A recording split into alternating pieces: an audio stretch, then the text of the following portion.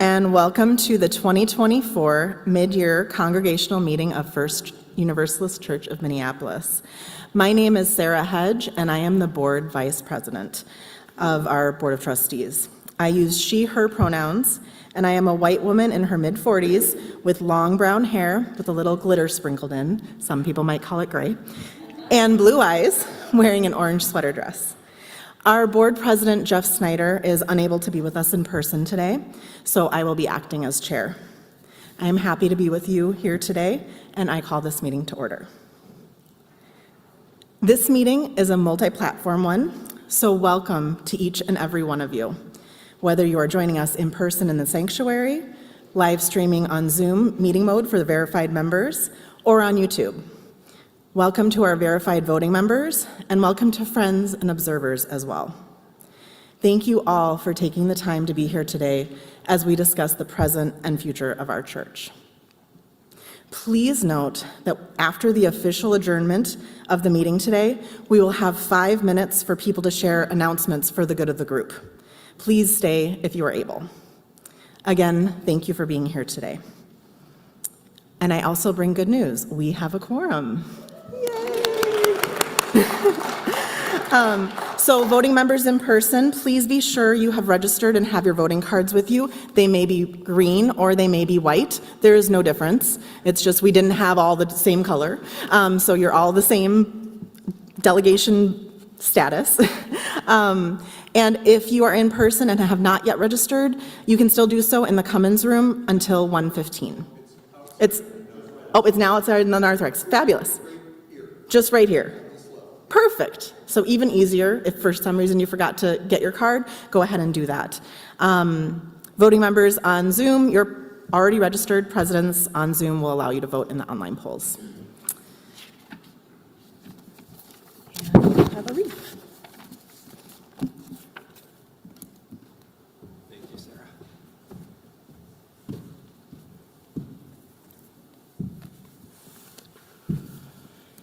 Y'all, it's getting to be a little bit of a habit that I get to pinch hit for our mid-year meeting. We love it. Here we are. So, dear ones, my name is Reverend Arif Mamdani. I use he, him, his pronouns. I am a solidly middle-aged man with dark hair, dark glasses, and a very dashing mustache. I'm wearing a blue suit and a tie with little butterflies on it. Symbol of transformation. Symbol of transformation. Yeah. So, folks, the founders of this church and the founders of this faith, which is to say our ancestors, believed that governance of a congregation was an act of spirit, that when we gather for congregational decision-making, we should approach it as prayerful discernment. It is in this long tradition that we are here today to do the work of shared, collective spiritual discernment about some key questions that are in front of this congregation today. We do so with the added charge of our more recent ancestors, and here I'm reaching back to the last 60 or 70 years or so, who charged us to build a faith and build a land where we pursue not one man, one vote, each guided by their own selfish ends, but rather governance as an exercise of pluralism. Pluralism with an awareness and embracing of the inequalities of power, wealth, and access that compel us to prayerfully discern not for ourselves alone, but for what is right for our shared life and how church can be a beacon of liberal faith in the world. That is the promise that I committed to serve when you called me, and it is the promise that we serve today. And so in this spirit, congregation, will you pray with me? Will you pray for us that we might hear together the voice of Spirit and those not yet here who will inherit the decisions that we make together today? Spirit of life and love,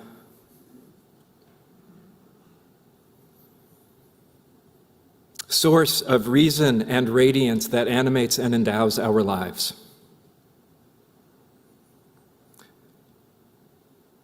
It is with gratitude for the many reminders of your presence within us and among us and beyond us that we gather together in community today.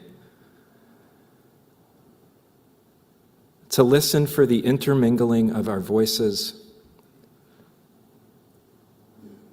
to listen for how our shared aspiration calls and stretches each of us to give and to receive and to grow, moving ever closer to a beloved community that can exist for all within these walls. And will you join me in saying together our chalice lighting covenant? Love is the spirit of this church, and service is its law. This is our great covenant, to dwell together in peace, to seek the truth in love, and to help one another. And finally, I would like to bring to your attention the congregation's commitments to beloved community, front and center right here, represented by this heart available online and in various places around the church. This is something that was a significant project of many parts of the congregation last year, and also secretly has been informing our worship life together this year, as each of the commitments is one of the themes in our monthly journey that started in September. I think with that, I'm turning it over.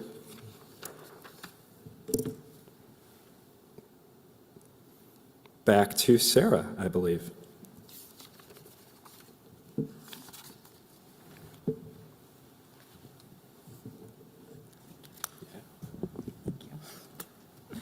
It is now time to appoint our parliamentarian. Under the power vested in us, the Board of Trustees appoints Eric Cooperstein to be our parliamentarian for the meeting. Eric is a longtime member and former board president who has much experience with parliamentary procedure. Thank you, Eric, for your willingness to share your gifts with us today.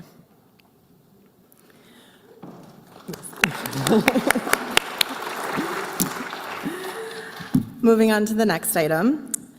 Unless there is an objection from the congregation, the Board of Trustees will review and approve the minutes of this meeting. Again, unless there is an objection from the congregation, the Board of Trustees will review and approve the minutes of this meeting. All right, witnessing no objections, we'll move on to the next item, which is a video and vote on Jill Braithwaite's ordination. First, we will experience a 4-minute video from Jill Braithwaite.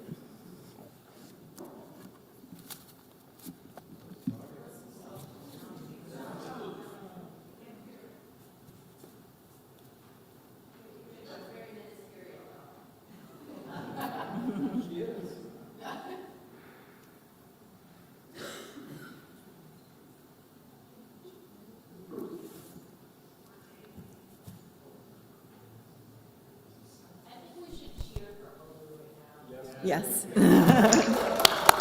Dear congregation of First Universalist Church of Minneapolis, it is with great joy and humility that today I am requesting that this congregation, in accordance with the bylaws of the Unitarian Universalist Association and the powers that it confers to congregations, ordain me as a Unitarian Universalist minister. First Universalist has been my church home for 20 years. The first time I attended worship there, I sat in the way back of the balcony and I cried at the recognition that this church offered the kind of belonging and spiritual sustenance that I had been yearning for. Over the years, I've been delighted to serve this faith community in many ways, including teaching RE and serving as a coming-of-age mentor, being on the welcome team and facilitating newcomer classes, and serving on the strategic planning team and on the board of trustees. First Universalist is where I first learned about UU worship and faith formation and lay leadership and governance. It's where I first felt the stirrings of a call to UU ministry.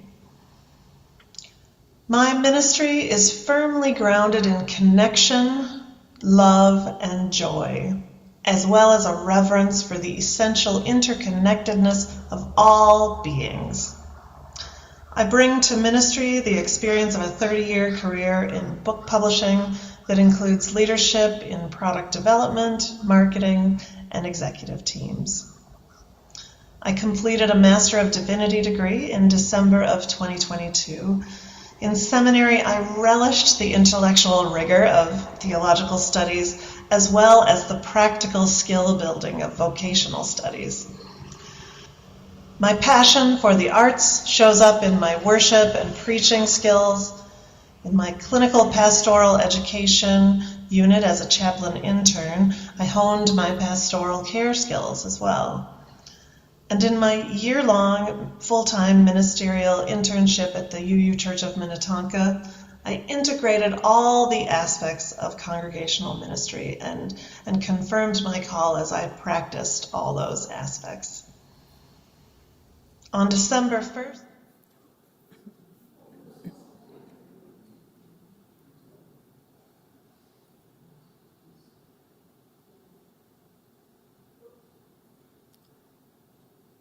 an institutionalist and a collaborative relational leader, my call to parish ministry is clear. At a time when UU values are needed in our hurting world more than ever, I hope to serve congregations in shared ministry as we go about the sacred work of building beloved community both within and beyond our walls. I send warm wishes to you, First Universalist, and my deep gratitude for the years of nurture and support and connection that I found in this congregation, and my gratitude also for your consideration of my request for ordination. Be well, First Universalist. I hope to see you soon.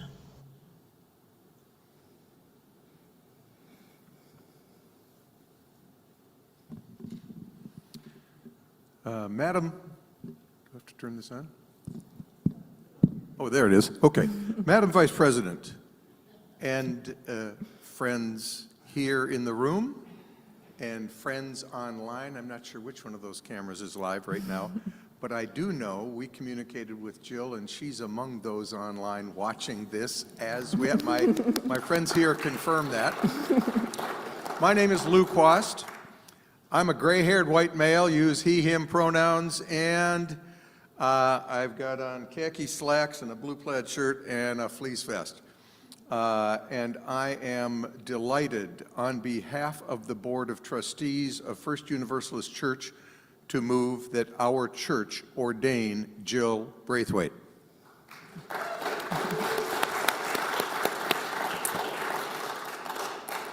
Because the vote regarding the ordination of Jill Braithwaite is being presented as a motion of the board, it needs no second, and we move directly into discussion.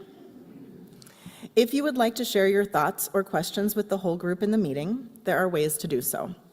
For those in person, there are 2 microphones in the front of the sanctuary, the north microphone and the south microphone. Feel free to make your way to a microphone and wait to be recognized. If it is not easy to make your way to a microphone for any reason, please raise your hand and a wireless microphone will be brought to you. For those online, what we'll want you to do is in the chat, we know sometimes people are chatting about things that are not necessarily brought to the floor, and there's things that you might want to bring to the floor. So if you could indicate that you want to bring something to the floor by putting in caps "share" before your message, that will signal to us that you want to have your thoughts shared on the floor. And for everyone, before you share your thoughts or questions, as you've seen demonstrated today, please introduce yourself, your pronouns, and provide a brief physical description of yourself.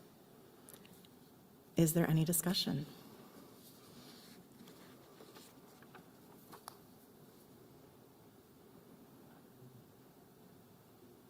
I'm a teacher, so I can wait.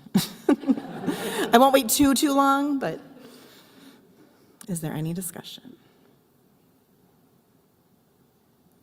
All right, seeing none, I will say we now vote on the ordination of Jill Braithwaite. If you are a voting member with us on Zoom, you will now have an opportunity to vote via an online poll. Please take the time to do so now. If you are with us in person, you will now vote by raising your cards, green or white, as high as you can so that we can see them. Just like that, but we haven't voted yet, so just one second. Beautiful example, though. All right, so for those in person, all in favor, please hold up your cards. Please put them down. Any opposed? Any abstentions? That motion passes on this end, but let's check on the other end, and we are good to go. The motion passes, and we are going to ordain Jill Braithwaite. Congratulations, Jill.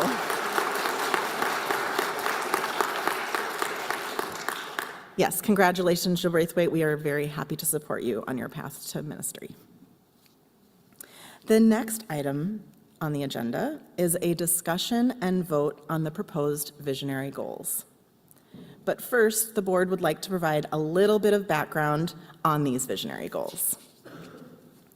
In early 2023, the Board of Trustees of First Universalist Church initiated an appreciative inquiry process that was designed to tease out the hopes and dreams of our congregation.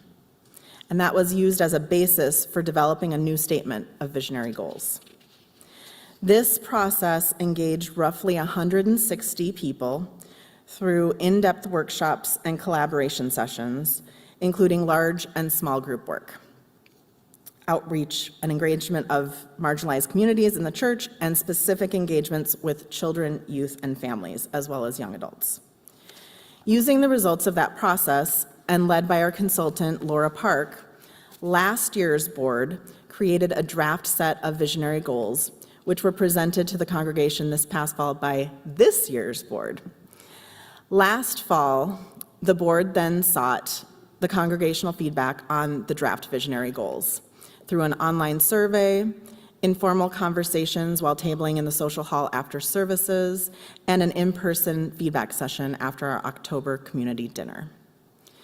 The feedback received from all of these sources guided some changes to the original draft goals, including an attempt to make them more accessible and understandable. Today's proposed visionary goals are a result of all of these efforts. The visionary goals are not meant to enumerate specific initiatives or programs. Rather, they guide from a high level the overall work of the church and point the congregation towards the ways that the church will impact our lives and the wider world. They offer guidance to the staff and ministry team of the church, also in how and what the staff and teams do. These goals are a statement of the congregation's will, of who we want to be, and how we want to change and grow during the time that they govern the church's expression of its mission and vision in the world. Typically, they last about 3 to 5 years. I would now like to recognize both the current and past board members who have contributed a significant amount of time and energy, and I'll say free time and energy, in crafting these proposed visionary goals to reflect the congregants' hopes and dreams for our church. For those of you who are present today, please stand as you are able or raise your hand in person or raise your hand online.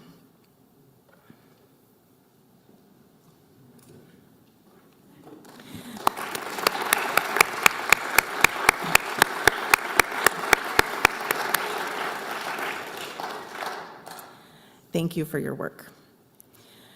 The proposed visionary goals that we are voting on today will be read by Kathy Geist, one of our other board members.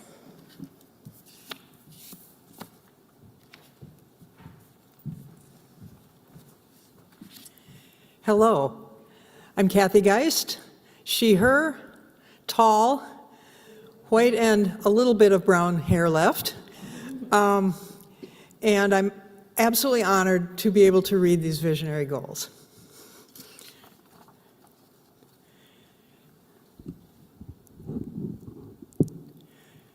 Proposed visionary goals. The people of First Universalists practice beloved community among and beyond us. To do this, we honor the richness of our Unitarian Universalist faith and embody its love within the walls of our church and beyond. Foster our connection with, care for, and action on behalf of Earth's environment and all of life. Pursue our individual and collective work for justice in relationship with those most affected by systems of oppression. Widen the opportunities for leadership, participation, and engagement in the many facets of how our church functions and thrives. And provide meaningful presence to one another in times of joy, grief, and change.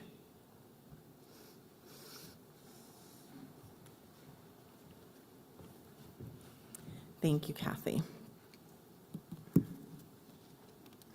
Lou Quast again. Madam Vice President, on behalf of the Board of Trustees of First Universalist Church, I move that we, as members of First Universalist Church, approve these visionary goals. Because the vote regarding the visionary goals is being presented as a motion of the Board of Trustees, it needs no second, and we move directly into discussion. As a friendly reminder, if you would like to share your thoughts or questions with the whole group in the meeting, there are ways to do so. For those in person, again, there are two microphones, the north and the south, or if that doesn't work for you, you can raise your hand and a wireless mic will be brought to you. Again, online, if you'd like to share something on the floor, please put in capital letters "share" before your statement so that we know that that is something that we want to bring to the group as well. And again, please share your name, pronouns, and a physical description of yourself. Is there any discussion?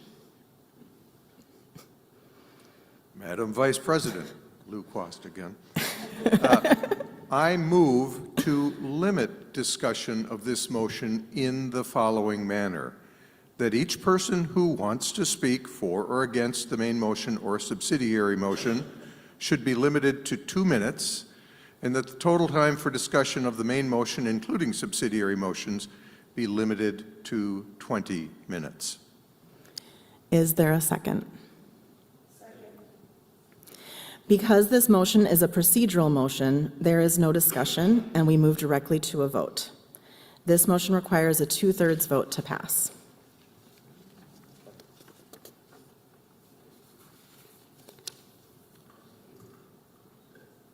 I'm looking at Emily because she is the voice of our folks in Zoom. Do we have something we need to share? Okay, sure. Come on up. Yep. Before the vote came, there was one comment from Harlan Limpert saying he wanted to share, saying, "Well done, all." So, Okay. Thank you. Thank you very much. That's a wonderful idea.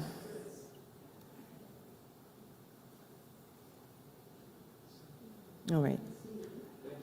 Yes, thank you. All right, so now we will vote on limiting the discussion of the motion, is what we're going to focus on right now, in the following manner: that each person who wants to speak for or against the main motion or a subsidiary motion is limited to 2 minutes, and that the total time for the discussion of the main motion, including subsidiary motions, be limited to 20 minutes. So if you're a voting member with us on Zoom, you will now have an opportunity to vote via an online poll. Please take the time now to do so.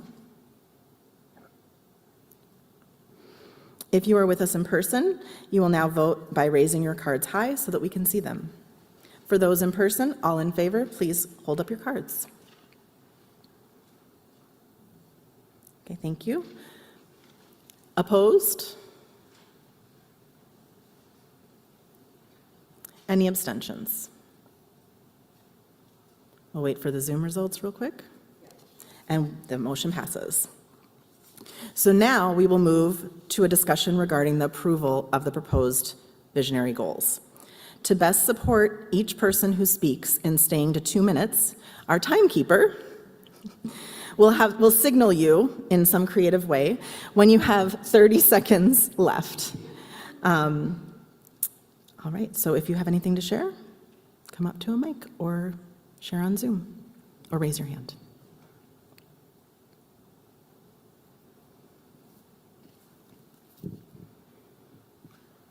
Should I explain who I am, or I'm talking for other people so I don't have to? Absolutely, if you'd Okay. like.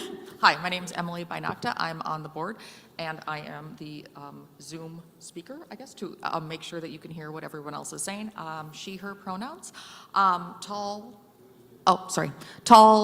brownish hair, I think, with some funky colors, black sweater and jeans. And so a comment from Karen Wills, and her statement was, love these goals, the only felt omission, sorry, it just moved, our commitment to care for community beyond one another, example, habitat, Earth Day, water protection, democracy. Sure, yes. So, love these goals. She felt there was an omission, possibly with our commitment to care for community beyond one another, such as like the Habitat, like Habitat for Humanity, I'm guessing, or Habitat, Nature, Earth Day, water protection, and democracy.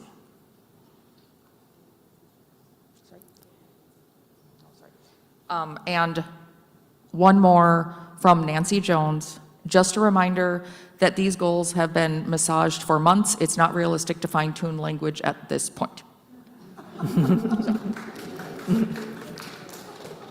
Thank you for both of your comments. Any other discussion?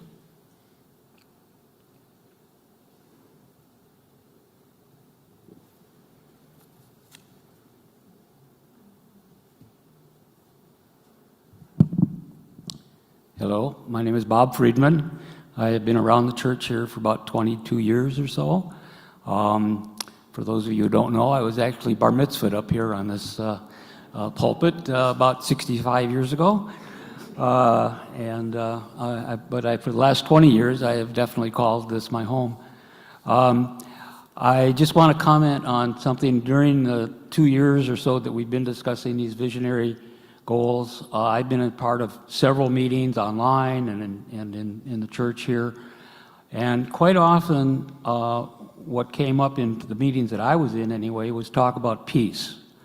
And we did a lot of really good things about talking about peace and talking about the legacy of this congregation between Reverend John Cummins and Lynn Elling, who brought the peace pole here to this church. And I'm disappointed that the word peace is not anywhere in any of these vision statements.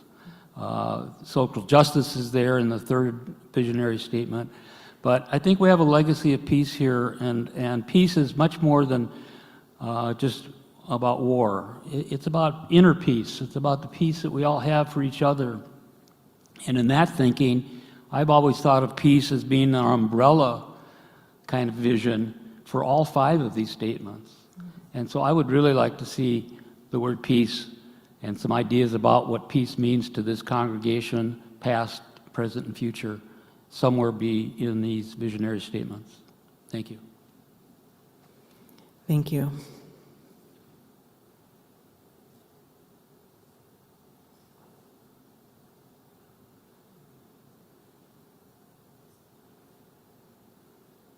Any other discussion?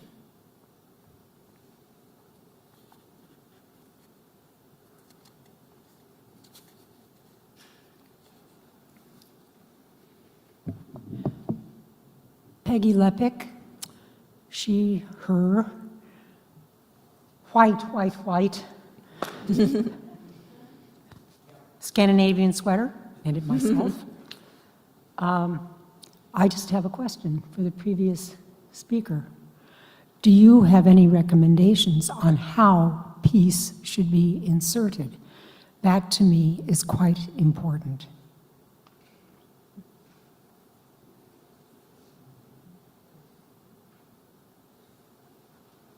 Thank you.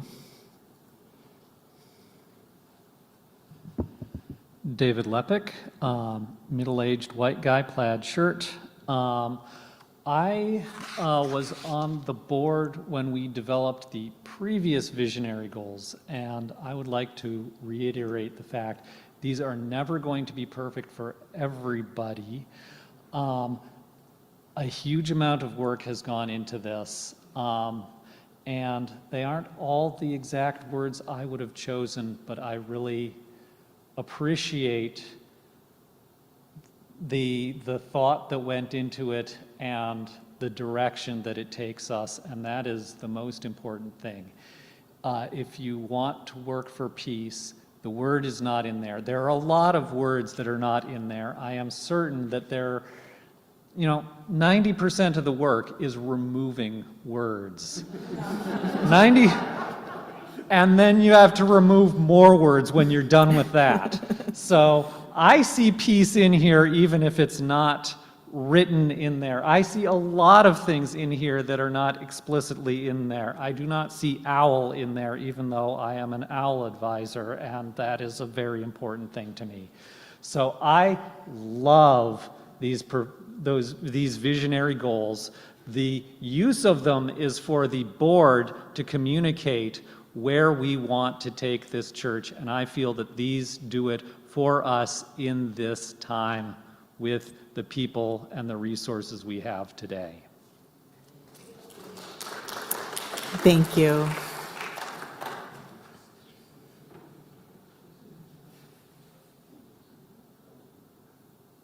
Other discussion?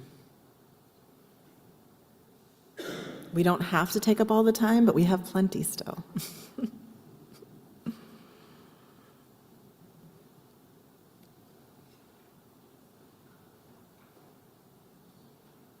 Krista Anders, she, her. I still think I'm middle-aged, but I'm probably not. Blue sweater, just because. Oh, yeah, you are.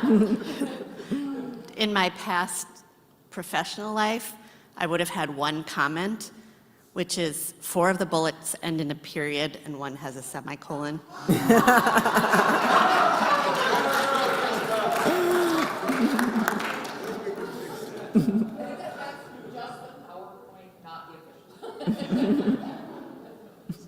Thank you. Cindy Marsh, she, her pronouns. All these young people saying they're middle-aged. I guess I have to say I've got white hair and burgundy clothes on. I just want to reinforce how much work has been done, good work, and with those who said we should just get on with it. I want us to be starting to act. I would hate, with these as our guidelines, I would hate for Reverend Ashley Horan to be talking about the contributions of the various UU churches, and what she could say about First U of Minneapolis is that, well, they wordsmithed for another year. Thank you.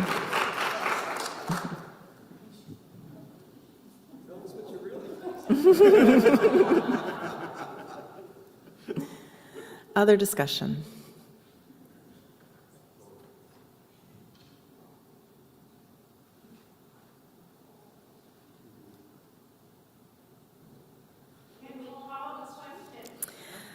Because we approved a motion to limit the debate, motions to call the question are out of order. Hello, I'm Denise Conan. She, they are my pronouns. I have salt and pepper hair. I'm an elder and proud of it. And I have a black sweater on. What's missing for me in these goals are the preparation for what's ahead, for the fascism that is going to take over our country soon, and that we're all getting signs of that it's not something that we're imagining, and I feel like we need to prepare for the future that's in front of us. And the other thing that's missing for me is repairing some of the harms that we caused and that our community has caused. So, thank you. Thank you.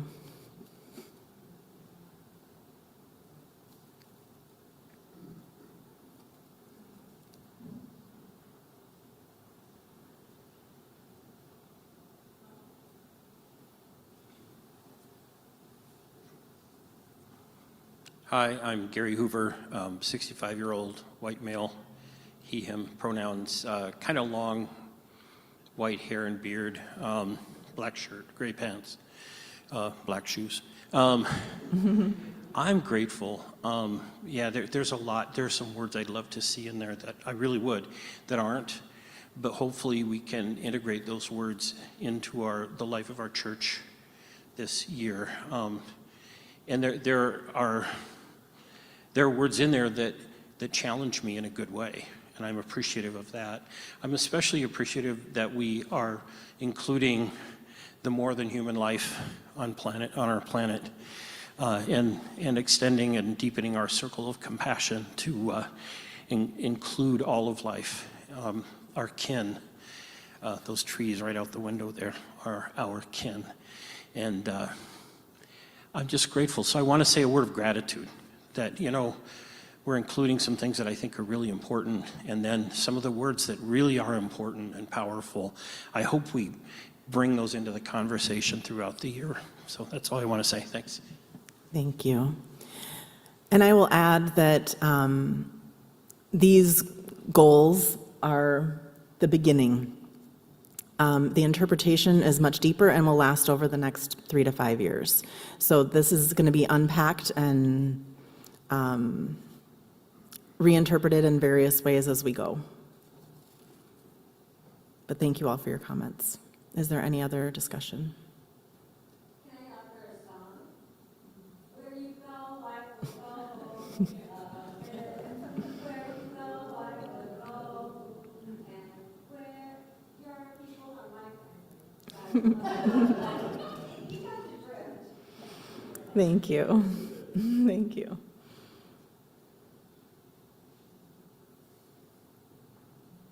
I know sometimes it can be a little painful to wait, but I also know that sometimes it takes time to warm up a little bit.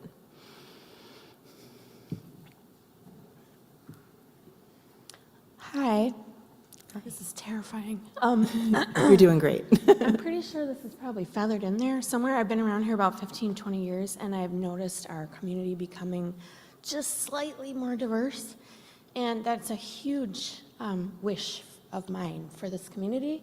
So I'm having trouble reading this very much from my seat, but I hope that that is feathered in here somewhere in the expansion and discussion of the further, like you say, these will be flushed out further. But I assume that is also a goal of everyone here, and I hope I'm right about that. So. Thank you.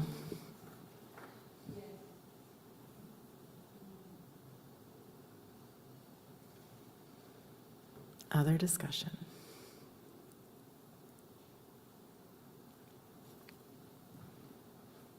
From our online folks.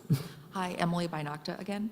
I am sharing this for, Ginny Zawaskowski. Hopefully that was close. I think that the part in the first bullet that says embody its love within the walls of our church and beyond. Thank you. Yeah, she said, nice try. Within the walls of our church and beyond encompasses a lot of what folks are sharing. It will be up to all of us to make meaning out of that. Thank you for the chance to comment. Thank you.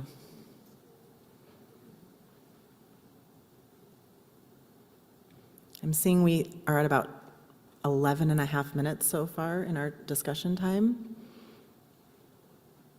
So there's still time if you have something to say.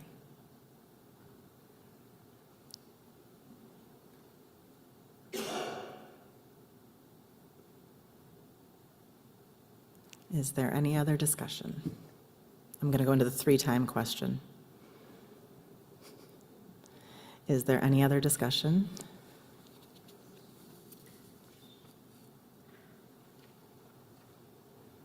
Going once, going twice. Is there any other discussion? All right. Then we're going to move on. So, let's see here. Yes, witnessing no discussion, we will now move to a vote on the approval of the visionary goals. Because it is a main motion, this needs a majority to pass. Again, if you are a voting member on Zoom, you will now have an opportunity to vote via an online poll. Please take the time to do so now. And if you are in person, we will raise our cards. For those in person, all in favor, please hold up your cards. Thank you. Those opposed? Thank you. Any abstentions? We'll wait for the Zoom results. And that motion passes.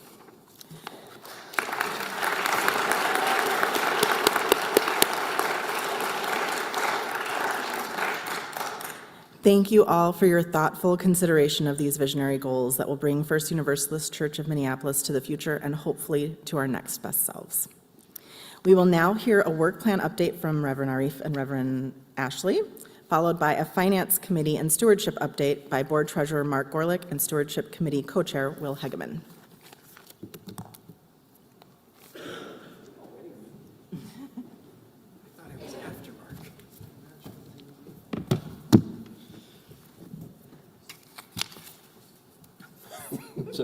Just so that I don't impersonate you on any other votes. All right. I was just looking at you all thinking how delightful it is to be in this meeting and finally, through these last couple of years of face-to-face ministry, be able to know so many of you who were just names on a Zoom screen when I started. Man, it's been a weird couple of years. So folks, just a quick kind of mid-year, where are we at? Each year at the beginning of the year, the staff submit work plans to Jen, who does kind of a roll-up summary and gives that to the board. So the board has a sense of what it is that we're trying to accomplish.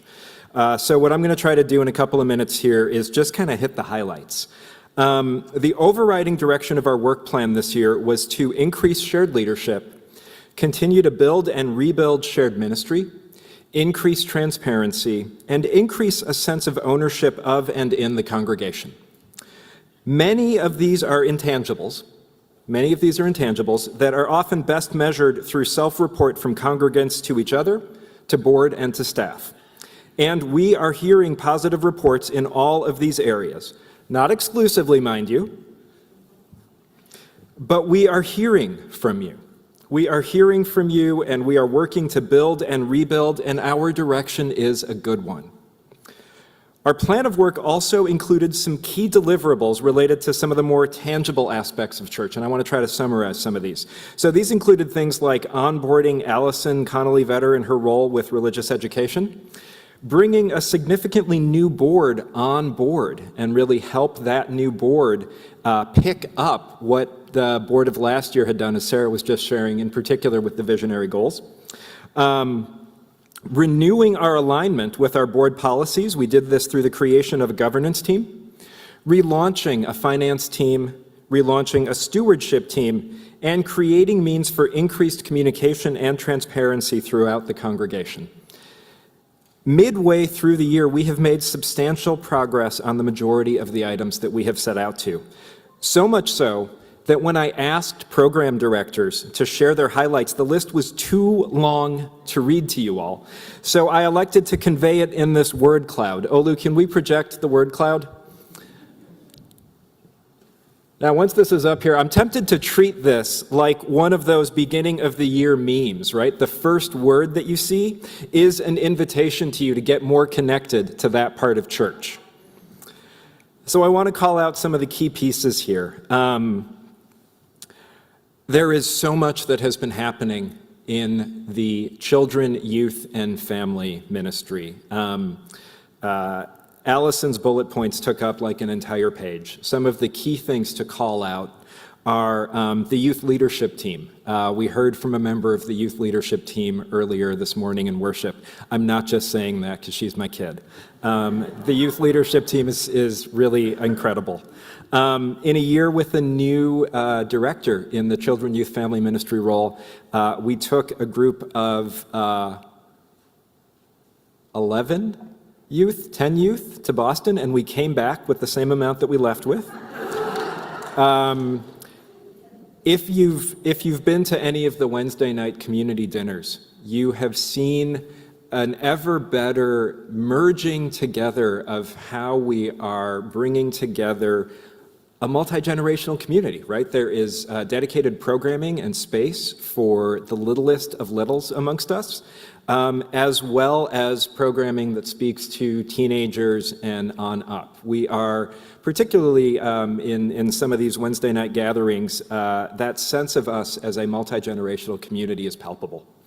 Not to mention the Saturday Sprouts programming that Allison has started, which is really dedicated programming for children and families, responding to what we heard so clearly, which is a desire for community connection and being able to get to know each other. Other pieces that I want to be sure to call out. The word worship looms large up there, and it does so for a very good reason. How many of you have been to worship recently at church? That's good. Almost every hand is raised. Excellent. And those of you who didn't raise your hands, we want to talk to you later about which services you're going to be coming to. I'm joking. We're not really going to call you out like that. I wouldn't do that. Maybe, yeah. Lou might. If you have been around and seen what's happening in worship, there are some really amazing things happening. First, I want to go back to what was going on in this sanctuary back in July through the Art and Soul collaborations that Dr. Glenn Thomas created, bringing artists into the sanctuary to offer a different style of worship that blended together music, artistic expression, conversation to allow us to go deeper. That was an amazing, amazing series. If you are a worship associate, do we have any worship associates in the room with us today? We've got a couple, right? We've got worship associates back amongst us on the chancel, which is awesome. Yeah, huge yay, right? Our holiday services were awesome, in particular Solstice, where there were over 300 people in the sanctuary for the first time in about 3 years. What else does Glenn Thomas want me to say? I think the other thing that he wants me to say, and I need to read these words verbatim, is he says, the strengthening melody of our congregation singing together has been a heartening testament to our deepening connection. I can't say words like these. He is a genius. This unity is mirrored in the congregation's growing worship attendance, a trend that was particularly palpable during our holiday services, and a deepening sense of congregational engagement and leadership in our services. Looking ahead, we're excited to see the fruits of last year's music ministry listening session. First Universalist's choral program will very soon sing again, adding another layer to our communal worship experience. And remember, he says, whether it's been weeks, months, or even longer since you last joined us in worship, there's always a space for you in our pews.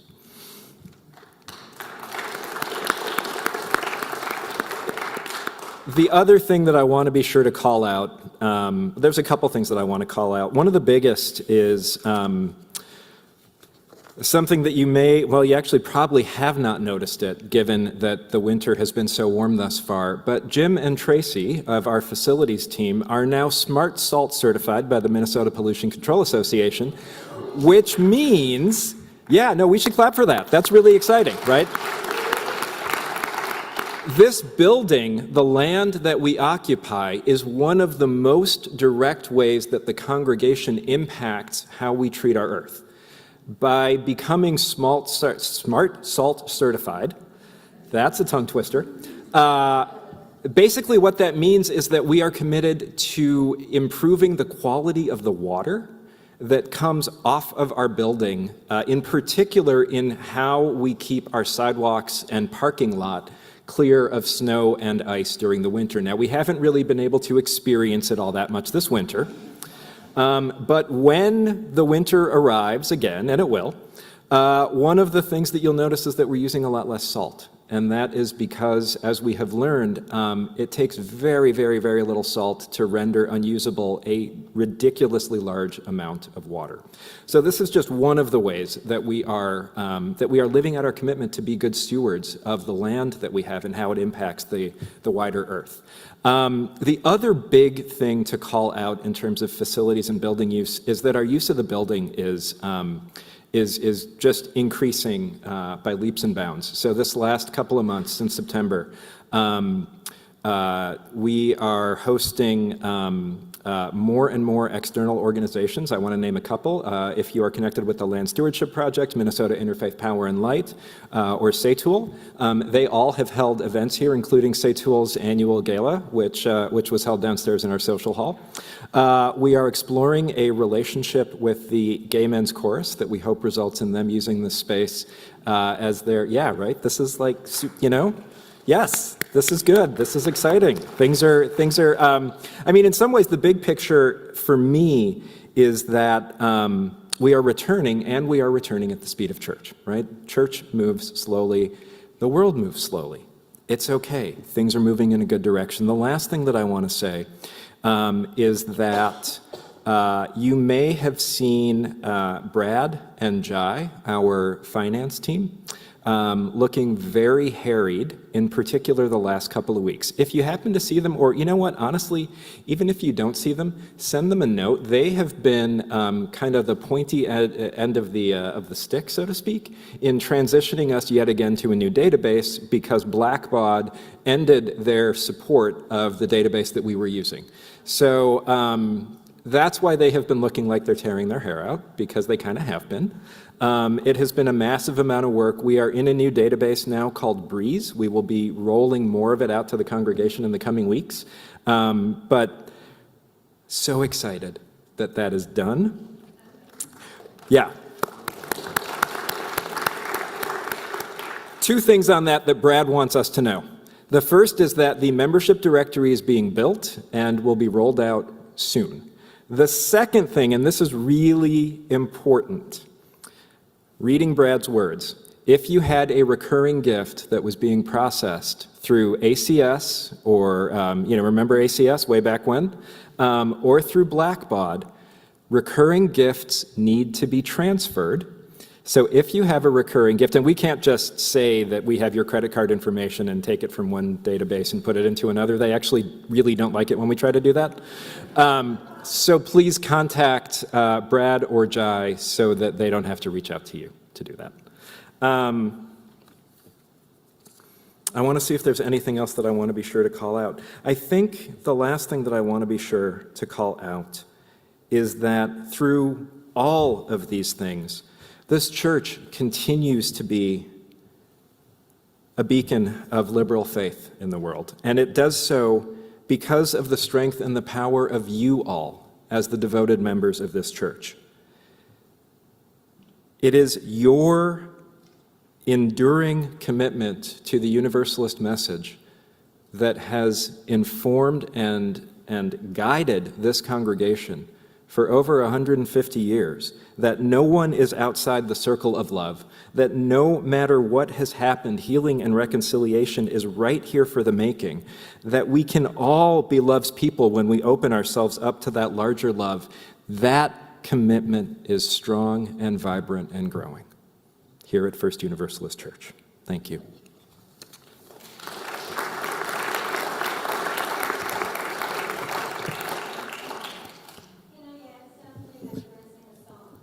Please. I think we have time for a song, right?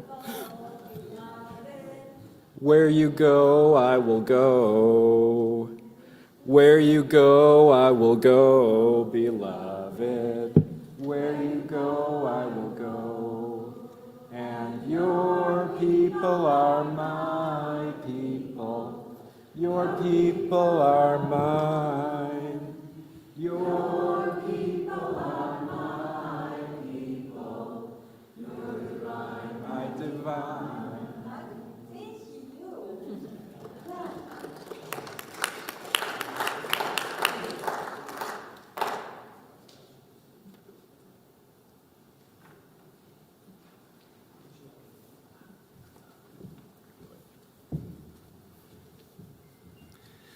So good afternoon. I am Will Hegeman from the stewardship team. I am a he, him in pronouns, gray hair, and in a total Zen black outfit today. So I'm delighted to be here. I've been a member, 32 years or something like that, and was part of the transition from when we were down at 50th and Girard to this space, and when we moved in here, it was exciting, but it's a little bit like when you buy your maybe first home and it's a bit of a fixer-upper. And we came in, we looked around, it's like, boy, we're happy to be here, but ooh, there were stained glass windows and all sorts of things many of you may remember. But anyway, so I'm very pleased to be part of the, I think Arif said the reconstituted Stewardship Committee. But anyway, the members of our team, which is for me a preferred description of what we are, who we are, we have two of our board members, and that's Emily Banakta, who's right here as well, and Emily Wallace, who's over there. We have Janet Merrill, here she is, and we have Tom Satterstrom, who I see over there, and Velma Wagner, who if she were here, I'd be very surprised because she's in Southern California enjoying the warmth down there, and myself. So a lot of what Arif spoke to is, about the excitement, the energy, just the kind of wonderful, inspirational activity among our community. What stewardship is about is really being able to empower so much of what we do through the financial gifts of the community. And so as we were first empowered by the board, we dipped our toes in the water as a committee or team with the November Give to the Max effort, which we hope to organize and inform and engage and connect the church with a Give to the Max program. And then many of you may have also received, I hope actually everybody did, the end-of-year appeal letter that we sent out. That was, again, an effort of the stewardship team. And right now, we are working on what will be the kind of most significant effort from a financial point of view, and that is developing the annual pledge materials, the campaign that will be rolling out soon. And we'll be using the Liberal, of course, to inform everyone.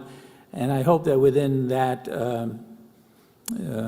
channel of communication, we'll also be able to offer ways that everyone will be able to engage with the stewardship team through conversation, questions, exploration of what we're about and what's going on.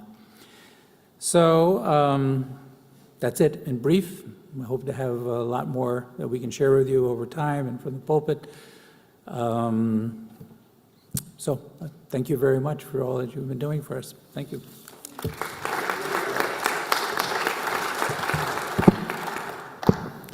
Yeah, thank you, Will. Thanks very much. So my name is Mark Gorlick. I use he, him pronouns. I'm older than I look. I'm wearing a black sweater. And I am the treasurer of the congregation this year, something I'm delighted to be doing. I'm really glad we started with stewardship because this whole concept of having a stewardship team to help us generate the resources that we need is really important because virtually all of the resources that we have to do the work of the church, to do the ministry, to advance those visionary goals that we just approved, virtually all of the resources come from the church. To paraphrase one of my former ministers, Reverend Sam Shaw, we don't just come to church, we are the church. And nobody's going to steward this place for us. We have to do it ourselves. So really appreciative of the stewardship team being forward-thinking about that as we look ahead to starting to plan for next year. And how are we going to get the resources that we need to do all the great work that we want to do and to be here for each other. So thank you for that. I'm here on behalf of the board and the Finance Committee to deliver a mid-year financial update. And I'm excited about a Finance Committee. As you may know, we've not had a Finance Committee for the last couple of years. We reconstituted it this year. I think it's a really important part of our work of monitoring and managing the finances of the church. I'm grateful for I chair that as the treasurer, and the other members of the Finance Committee are Dan Berg and Dick Niemiec and Julie Most. So thanks to them for being a part of that. And I also want to echo what Arif said. Brad Schmidt, who is our finance manager, does an amazing job, especially considering how many times he's had to change databases. So really appreciate his partnership. Yeah, you can clap for Brad. It's cool. So some of you have a very deep understanding and history of financial matters here at First Universalist. Some of you break into hives when the terms budget or fiscal year come up.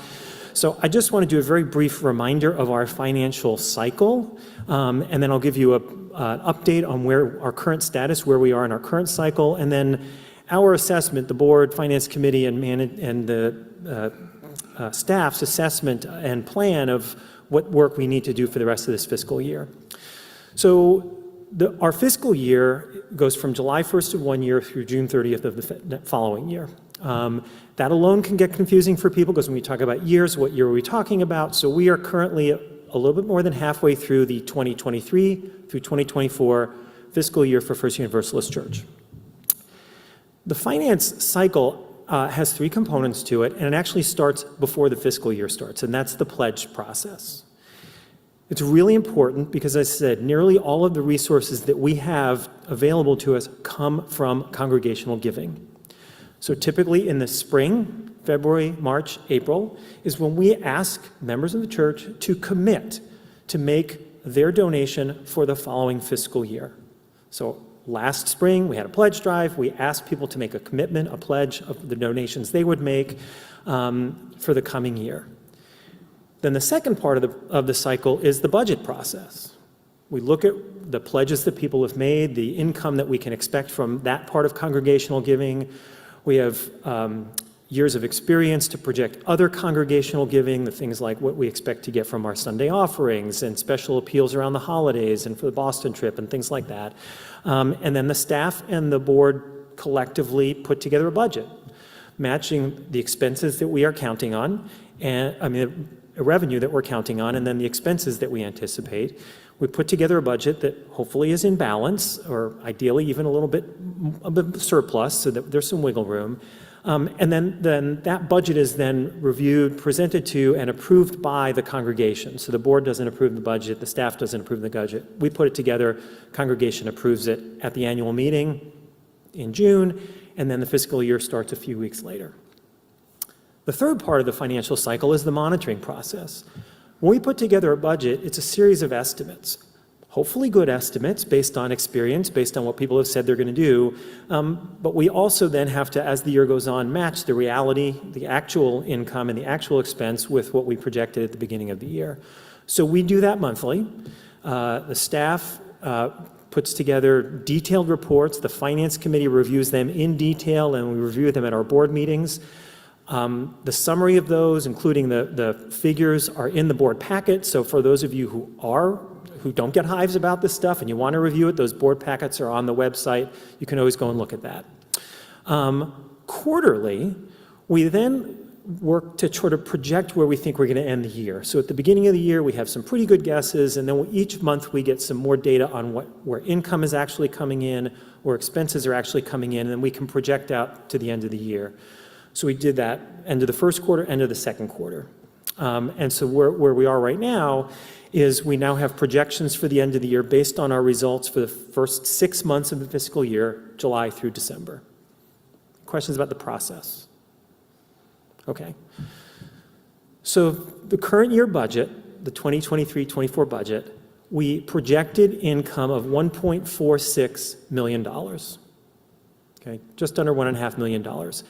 Nearly all of that, 92% of that from congregational giving, so that's $1.34 million, and then a little over $100,000 of other income we get, mostly from rental income from the school for the classrooms, from the antenna on the roof, and then occasional rentals for things like weddings and memorial services. So that was our projected income, $1.46 million. We projected expenses of $1.56 million.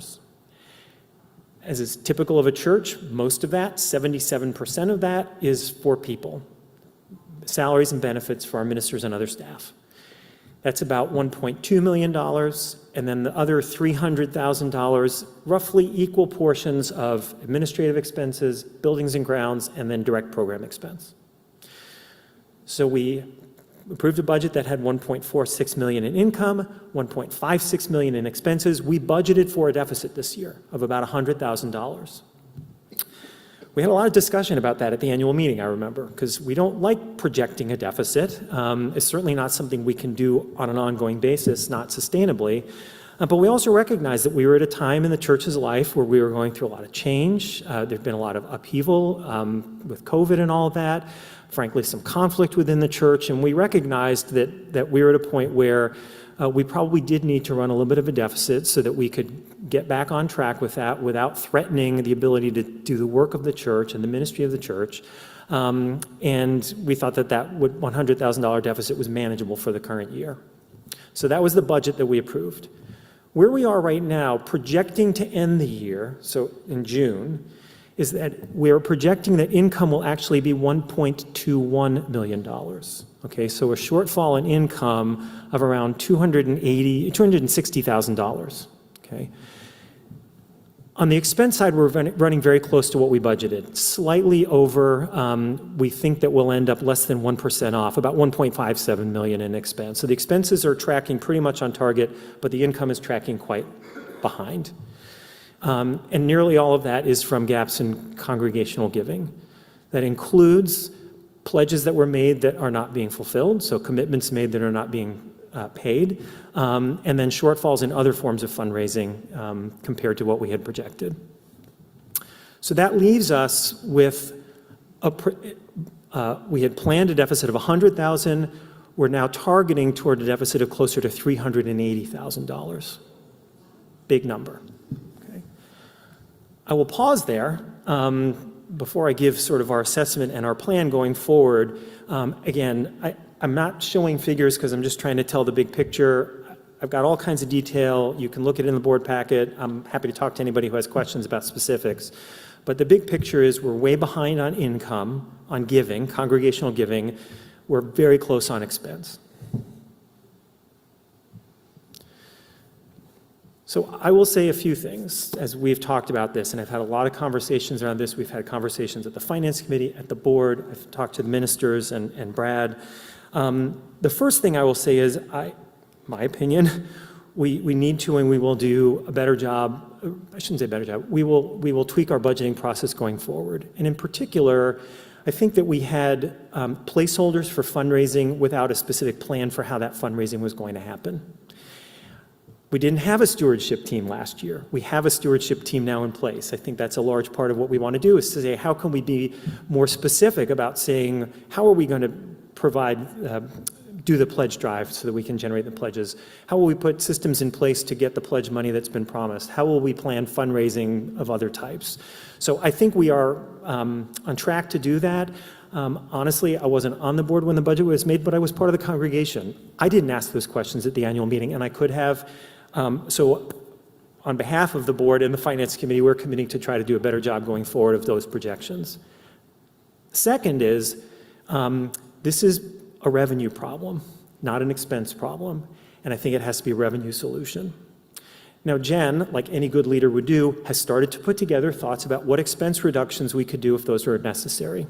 And I'm very grateful for her for doing that. And and I think I speak for the board, we have concerns about the effect that some of those expense reductions would have on the programming at the church and, frankly, the culture of the church. We clearly can't sustain a deficit of $380,000 this year without some significant ill effects. But again, I think this is a revenue problem, and it's got to be a revenue solution. And my brief synopsis is we need the level of congregational giving to come back to the level that we committed to when we passed this budget. And that means we are going to have to ask people in the congregation to think about ways that they could increase their support for the church in the coming year, even while we think about the commitments that we want to make going forward that Will talked about.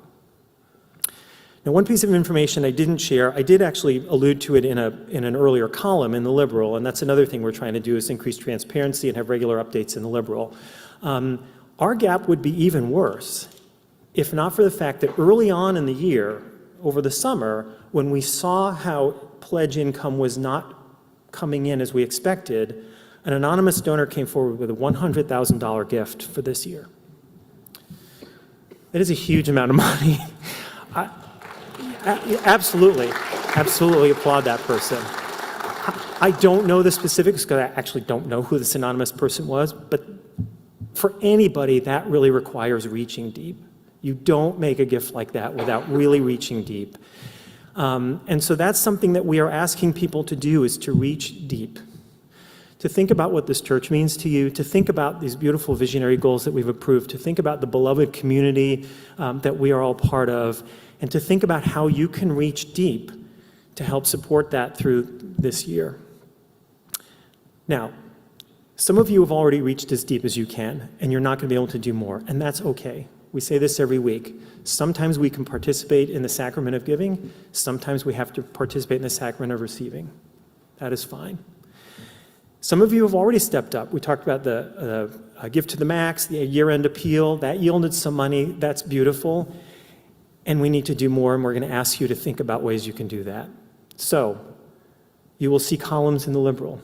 You may get emails. You may get a call from a minister or a board member asking to talk with you about your commitment to the church, your ability to increase that commitment in this year by reaching deep.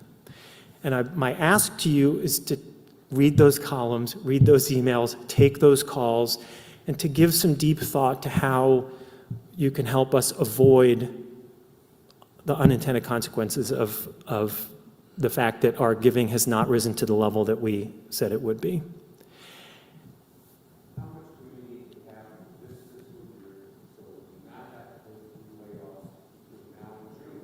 Right, so the question for those who didn't hear is, how much do we need to close?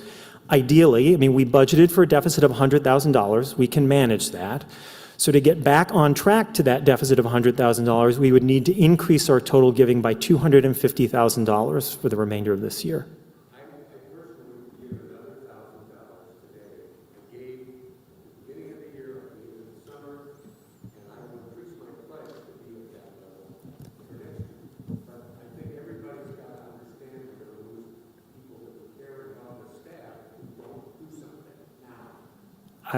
I wholeheartedly agree. Again, we talked about this. Jen has outlined some cuts that they could make. I think it would cause us to maybe lose people. It would certainly be demoralizing. And frankly, unless we're willing to cut significantly back on ministry and the program of the church, we'd be asking our staff, who are already stretched thin because of Jen being out, to do the same amount for less money. And that does not feel consistent with our visionary goals of being fair and just. Matt?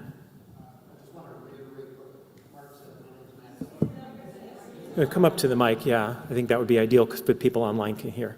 My name's Matt Keller, and I'm the secretary, and I just want to reiterate what Mark said, that it's almost impossible with a congregation our size to cut costs to get to a balance. It's just not possible. We're 1,000 members plus. We need a budget of X, and our X budget this year is really just very basic. So there's no cutting that would happen. We wouldn't have anybody up on the up here speaking if we cut. So it really is. It's just the message of give what you can. I think we've lacked transparency just the last few years because people are like, well, I didn't know that was happening. So we're just letting you know what's happening. And I know we can do this because we've done it before. Thank you. Thanks, Matt. My name is Marie. I'm a 62-year-old woman with young dark hair. I am wearing a white shawl around my head because it is cold in here. I am also wearing a gray turtleneck sweater and some lovely jeggings, black. I recall another time quite recently when there was a budget discussion and certain actions were made which caused an upheaval. Please do not forget the past and the mistakes that were made. And let's not go through that again. Everyone here, I think, knows what I am talking about. I will not name it because there are people who were hurt by that, and I don't want any more hurt because of that thing that happened in our recent past. So please remember, and let's not do that again. Thank you.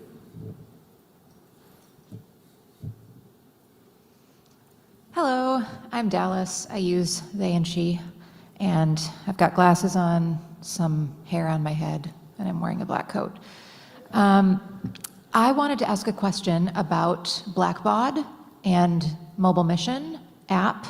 Sometimes I don't know if it's just my issue that there's a glitch or that there's something going on, but when I am a person who tithes, so when I get money coming into me, part of my process is to give money back, and I can kind of track, and I really like the feature of seeing how much I've given this year. And when the end of the year came around, I don't know, it's just been kind of a mess, and I wonder if the database situation, I don't know if that's been an issue for other people or not, but can you tell us if there's another way we can access information about our giving ongoing, or if we're going to have Mobile Mission back and what that timeline is like?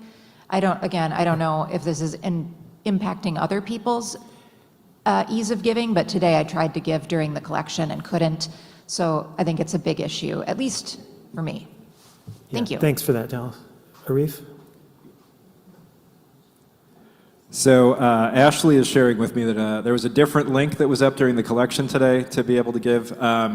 Yes, Mobile Mission and all of that, we are transitioning to a new system, and soon you should have the ability to access the kind of information that you're looking for. If you have questions in between now and then, please just reach out to Brad and Jai, and they can make sure that you have the information that you need.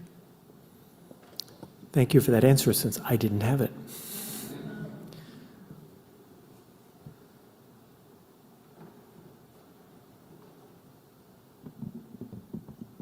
I just want to clarify how much money we need. Am I hearing correctly that in the next 5 months we need $280,000 more money to make us even?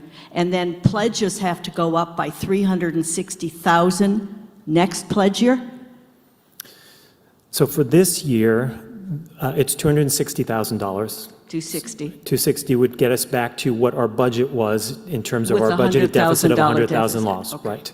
For next year, I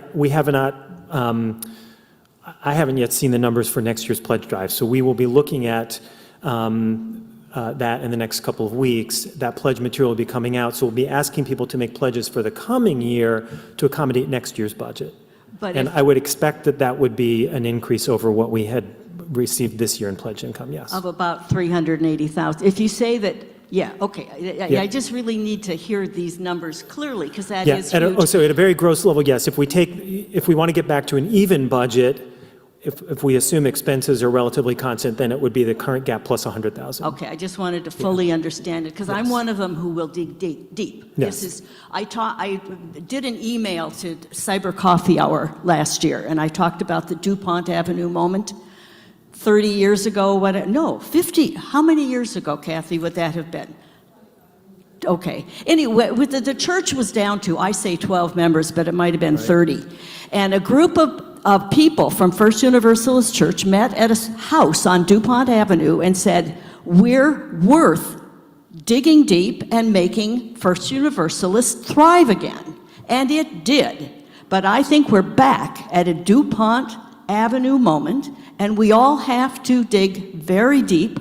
My confidence level in where my money's going to go has escalated to high degrees. This has been such a beautiful meeting, so well presented, and we've had a lot of issues over the years, and I am not finding fault with anybody who unclearly communicated or didn't understand our questions or whatever. So no criticism in my joy at how much better it is feeling here today in this meeting, and I will put money into this effort because I think we need it, and I think we're worthy of it. I also mentioned, as I sent that congregation, the breakout session that the board did after the community dinner. I wrote to Jeff, and then he put it in the Liberal. I'm active with membership, and people are finding us. There is still a huge need for what this church offers. And so I think we need to do the deeping dig. No. Jenny, would you like to sing again? We will. We need will. to do that deep dig. And I'm still brokenhearted that Jen with a double N is gone. And I don't want a catastrophe like that to happen again. So I'm going to dig deep, and I encourage a zillion others to dig deep. And thank you for this extraordinary meeting. Thank you. Thank you, Ginny. Oh, okay. I'm wearing turquoise and turquoise boots, too. And I'm Ginny McIninch, been a member. I just did it when somebody said 30-something. I'm coming up on 40 this year. 40 years of membership here, and I've been on the board of trustees, and I know from where I speak, and I just encourage us all to do it. Thank you. Thank you, Ginny.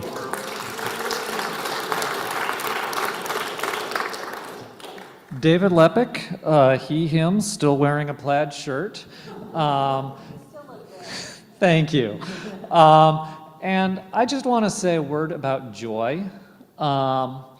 When we started raising money to improve the physical congregation, the first thing we did was throw a party.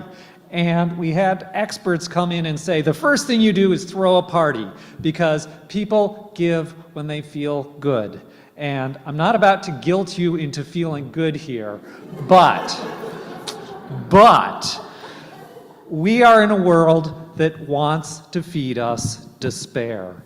There are people in the world, there are organizations in the world who believe that if we are despairing, they can win. And unfortunately, they are right. We cannot despair in this moment. The world needs us. The world needs all of us. The world needs our joy. So please, give joyfully. Yes, thank you.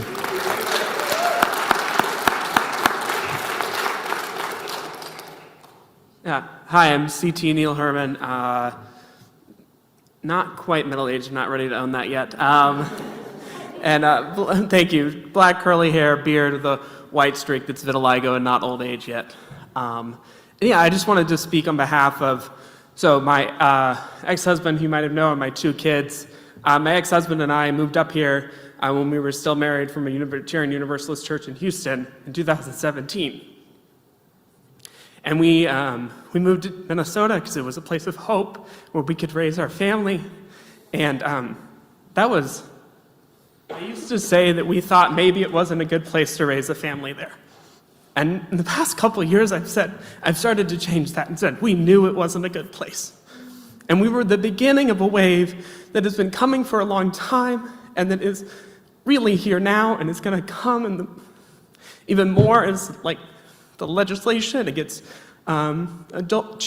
trans children and trans adults is coming, and this needs to be a place that can catch people. So my ex-husband and I have dug deep. We have childcare expenses. A lot of the people who benefit from RE are strapped with their kids' expenses, but we have dug deep. And I hope that all of you do as well, not just for the people who are here, but the people who are coming, the people who need this church to be here, to catch them, to give them joy and hope. And I am so grateful that it has been here for us, and I will do what I can, along with my family, to make sure it is there for people who continue to need us. So thank you. Thank you.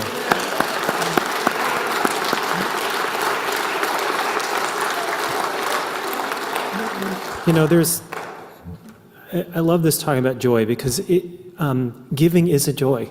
There's a saying, give till it hurts. I hate that saying. It's give till it feels good. And the more you dig, the better it feels, frankly. So Lynn and I have had this conversation because I've talked with Ashley and Arif, and we've thought about this, and we're going to dig deep, and we're going to give an additional donation that is twice our annual pledge. And it means going into savings. It means digging deep. But that's what this place means to us, and I hope all of you will consider doing what you can as well. Thank you. Miranda Brayfield, she, her, orange shirt, brown hair.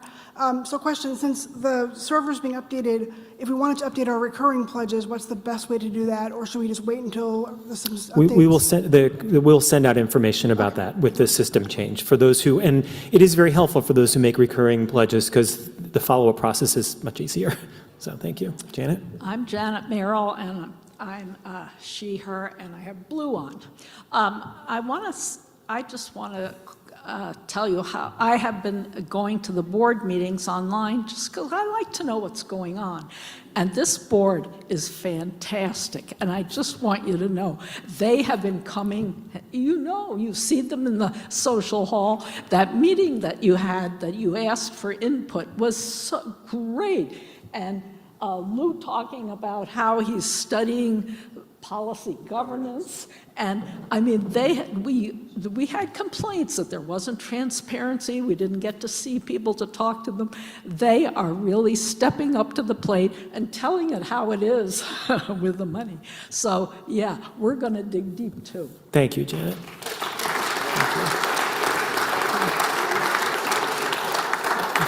Again, if anybody has questions about specifics, please reach out to me. I can get all nerdy on figures if you want to, but that's the story of where we are. The church we need each other. We need ourselves. We need to dig deep and to give as a congregation consistent with our values. So thank you very much. I appreciate it.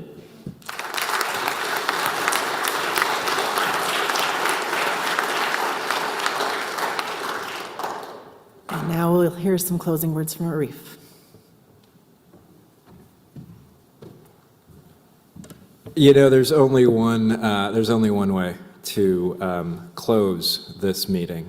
Well, two ways. The first is to invite you to take a moment to look around. Really, like wiggle around in your chair, look at the people around you, behind you, unless you're in the back row, in which case you can't. As Mark said, you are the congregation. You are the congregation. As a minister of this church, I get to serve you and the vision and the commitment that you are casting and that you are creating. This is holy work that you have done today. I hope that as you depart, you are aware of the story that you are writing right now, that we will be telling 150 years from now about the becoming of the church, coming out of the disruption and all the everything that I think started in 2016, right? You're writing the path of who you will be into the future. With that, I want to see if Jenny will come up here and sing with me. Sing us out. Come on, Jenny. Come on. Come on down. You want me to come down there? Yeah. All right. Where you go, I will go, beloved. Where you go, I will go. Where you go, I will go, beloved. Where you go, I will go. And your people are my people. Your people are mine. Your people are my people. Your divine, my divine. Thanks again.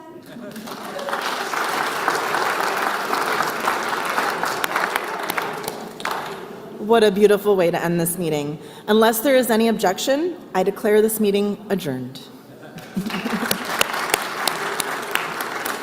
And as mentioned at the beginning of the meeting, we will have 5 minutes for people to share announcements for the good of the group. Stay as you're able. Thank you all for your engaged participation today. Thank you, Sarah. Thank you, Sarah.